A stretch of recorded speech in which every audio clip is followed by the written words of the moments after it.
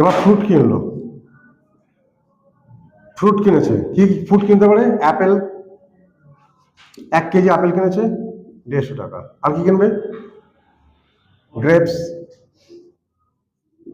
1 KG কিনেছে 130 টাকা। আর কি? অরেঞ্জ 50 টাকা, ব্যানানা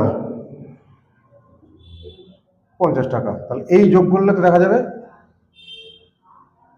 380 টাকার ফ্রুট কিনেছে। তাহলে আমরা এক একটা আইটেম ধরে এক একটা অ্যামাউন্ট কিন্তু পেয়ে গেছি। এইবার একদম ফাইনাল স্টেটমেন্টে আসবো।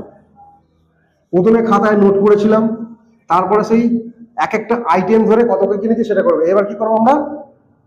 মিস্টার এস কে পাল, এবার কি করব? রিসিট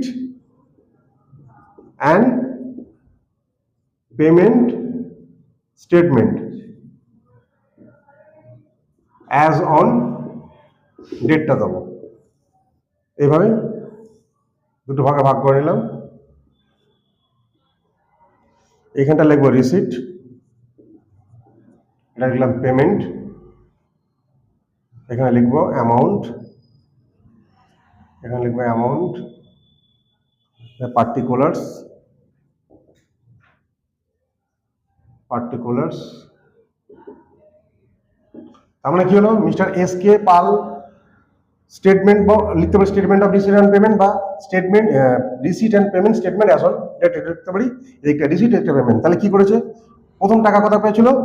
ক্যাশ ফ্রম স্যালারি, সে যে মাইনে পায় তার থেকে টাকাটা নিয়ে গেছে। কত টাকা নিয়ে গেছে?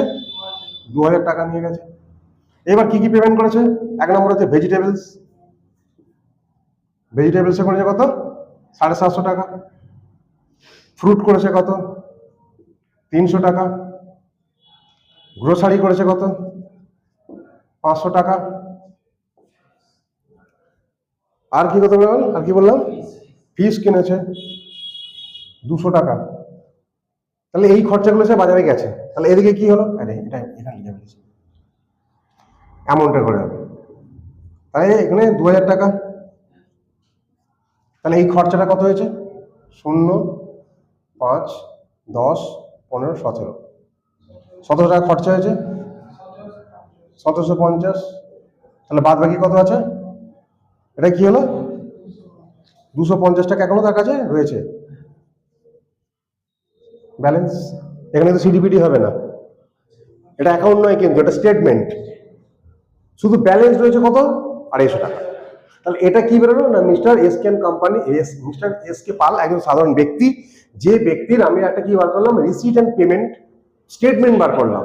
তিনি আজকে 2000 টাকা নিয়ে মার্কেটে গেছিলেন, মার্কেটে গিয়ে এই জিনিসগুলো তিনি পারচেস করেছেন, পারচেস করার ফলে তার হাতে এখন 250 টাকা রয়েছে। এই একটা স্টেটমেন্ট আমাকে দিয়ে দেবে।